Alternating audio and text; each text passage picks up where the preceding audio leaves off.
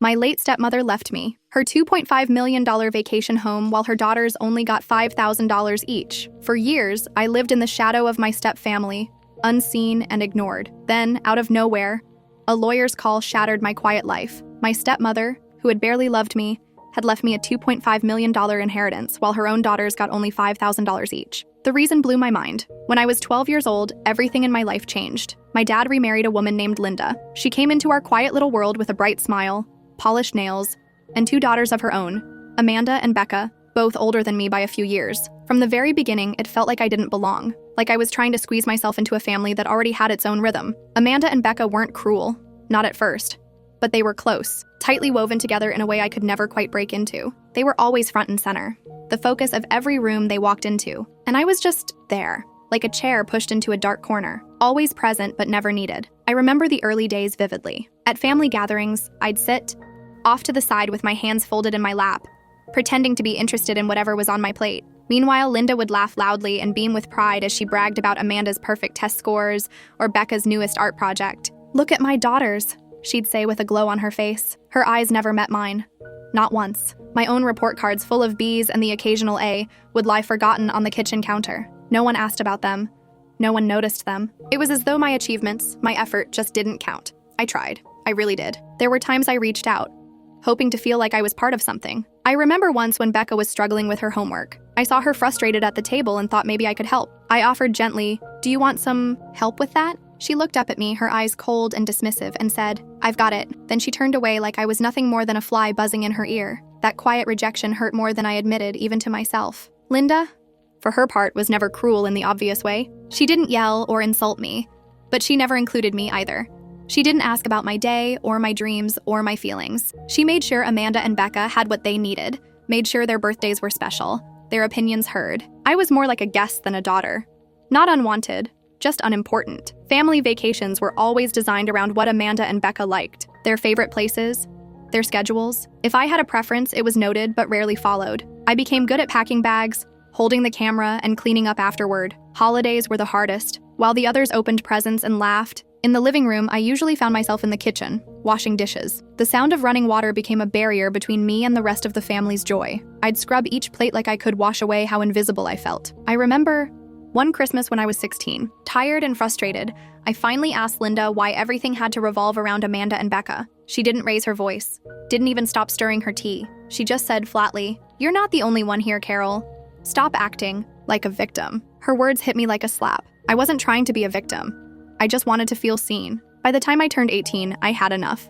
I left for college as fast as I could. I didn't look back. I cut off Amanda and Becca completely. They never tried to reach out anyway. I kept things polite but distant with Linda. We'd talk maybe once or twice a year after Dad encouraged it, but it never went beyond surface-level small talk. Then, when I was 20, Dad passed away suddenly, a heart attack. I flew back home for the funeral, sat quietly during the service, and left right after the reception.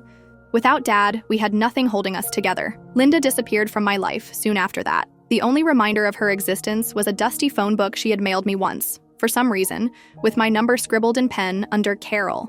In case of emergency, she never used it.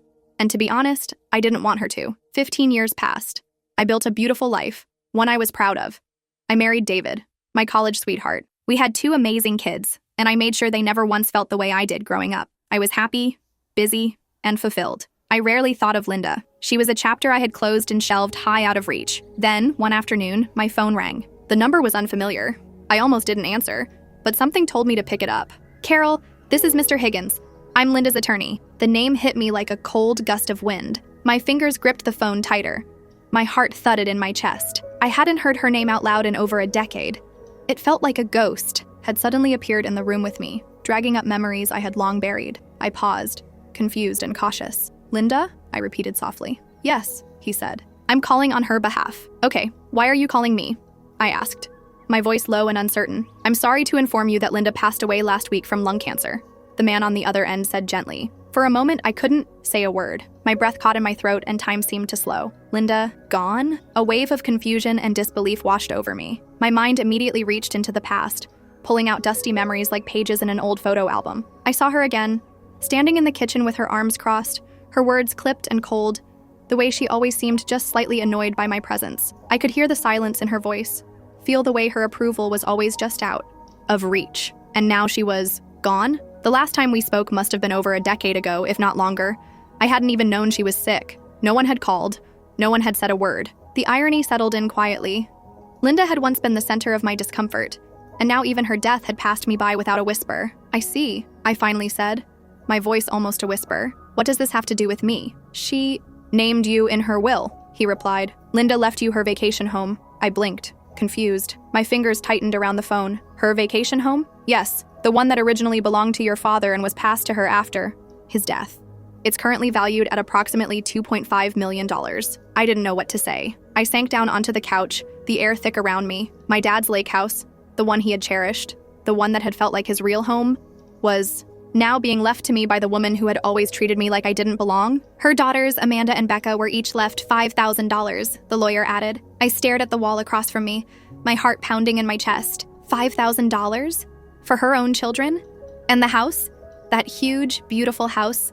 Left to me? My thoughts raced, tangled in confusion and disbelief. All those years spent feeling like a shadow in their lives. All the birthdays where I sat quietly while Amanda and Becca soaked in the praise and attention. All the times Linda looked past me like I was someone else's problem. And now this? I didn't understand. I couldn't make sense of it. Before I could ask more, my phone buzzed with a flurry of incoming messages. I glanced at the screen. The names flashing made my stomach twist.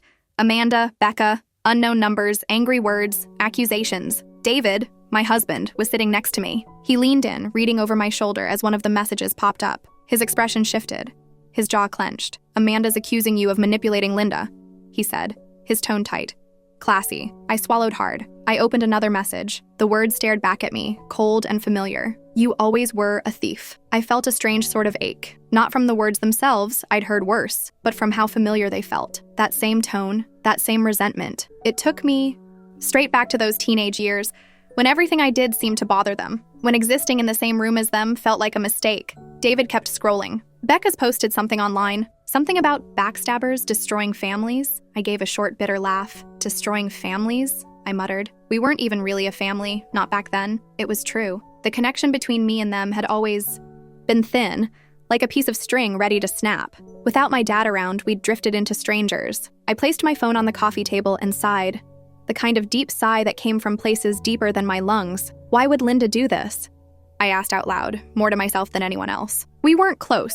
She didn't even like me. David looked at me, his voice softer now. Maybe that's why you need to find out. I nodded slowly. As strange as it all felt, there was something in my gut that told me this wasn't just about money. It felt like Linda had left behind a puzzle, a final sentence in a story I never thought she'd want to finish. The next morning, I packed a bag and made the quiet drive out to the lake house. I hadn't been there in years. As I turned onto the gravel road leading to the house, the trees opened up to reveal the still blue water of the lake. The sun hung low in the sky, casting golden ripples across the surface. The house looked exactly the same, not a single shingle out of place. A little older, maybe, but still standing proud among the trees. Nestled right at the edge of the lake, it had always been my dad's favorite place in the world. I remembered long summers, fishing on the dock, sitting on the porch with lemonade, watching the clouds move slowly overhead. It had been peaceful then, just me and him. Now, as I stepped through the front door, it felt like stepping into a memory. The air smelled faintly of cedar and old paper. Dust floated in the morning light streaming through the windows. The furniture was exactly as I remembered, worn, familiar, untouched. I took a slow breath and walked deeper into the house. It didn't feel like Linda's house.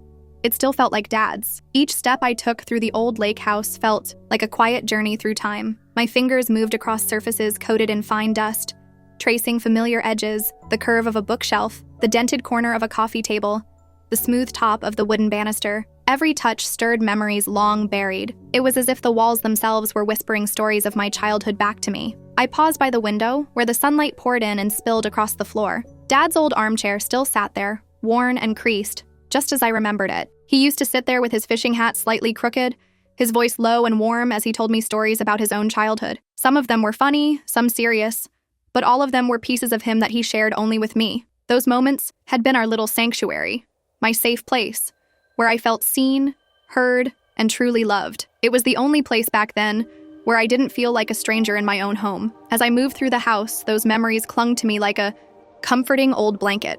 The living room still held the same luxurious furniture that Linda had brought in, expensive but cold. Yet somehow, the scent of cedar remained. clinging to the air like Dad's silent presence. It reminded me that this place had once been full of warmth, long before it became something else entirely. But I wasn't here just to walk through the past. I wasn't searching for nostalgia. I needed answers, real ones. Linda had been precise in everything she did, from the way she folded laundry to how she organized the kitchen drawers. If she had left me this house, this gift that felt so wildly out of character, then somewhere, there had to be a reason, a message, something that could help me understand what changed in her, if anything did at all. I made my way to her office. The space was just as neat as I remembered. Every file labeled and stacked, every pen aligned in its holder. Opening each drawer felt like peeling back the layers of a long and tangled history. Old tax forms, property deeds, handwritten notes, her entire life filed away behind metal handles and manila folders. Then, finally, in the back of one drawer, tucked almost out of sight, I found it. A single envelope. Cream-colored, unmarked, except for my name, written in neat, familiar handwriting. Carol. My breath caught in my throat. I picked it up slowly, like it might vanish if I moved too fast. The paper was thick, sealed carefully. Not a rushed note, but something deliberate, something meant to last, something meant for me. I sat down at the old desk, placed the envelope in front of me, and stared at it for a long moment. My hands trembled slightly as I broke the seal. The flap opened with a soft tear, and I carefully unfolded the letter inside. The first words hit me like a soft blow to the chest. Dear Carol, by the time you read this, I hope you'll understand the choice I made. I could feel the tears already threatening as I read further. I've carried the weight of my mistakes for years, and this letter is my final attempt to make things right. The truth is I failed you, repeatedly and profoundly. The air in the room thickened as the words spilled out, one after another. Linda, the woman who had stood so cold and unmoving in my life, was finally admitting the truth. When I married your father, I was so focused on protecting Amanda and Becca that I became blind to the harm I was causing you. My insecurities after my divorce turned me into a mother who couldn't see beyond her own fears. I created a hierarchy in our family where you were always last, always invisible. I watched you endure our family's coldness, and I did nothing. I covered my mouth with one hand, the pain of those years rising to the surface like a bruise pressed too hard. Time has a way of revealing uncomfortable truths.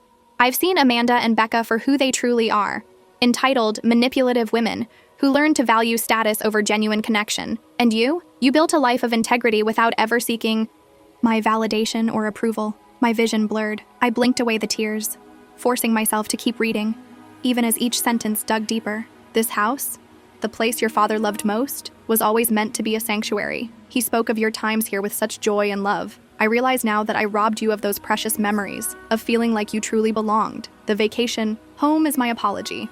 Not just a piece of property, but a chance for a fresh start. A legacy from a father who loved you completely, and a mother who is finally, painfully aware of her mistakes. The letter ended simply, "Forgive me if you can, Linda." I sat still for a long time. The paper trembled in my hands, the words slowly sinking in. I wasn't crying from anger, not even from sadness exactly. It was something else, a release maybe, a quiet grief for what could have been, for the mother I never really had, and for the child I'd been, alone, overlooked, trying so hard to be seen. This letter couldn't fix what had been broken. It couldn't give me back those lost years, but it gave me clarity. It gave me truth. I read Linda's letter once, then twice, then a third time. Each time, the words seemed to settle deeper, into my chest, finding places I hadn't realized were still tender. Her apology was clear, not in the grand, sweeping way you might see in a movie, but in the quiet, heavy way of someone who had finally looked her mistakes in the face and chosen to own them. She had known. She'd known all along how unfair she had been, how much she had pushed me aside, and how deeply I had been hurt, but she hadn't had the courage to face it when she was alive. She hadn't said those words to my face, and now it was too late. The letter felt like a final,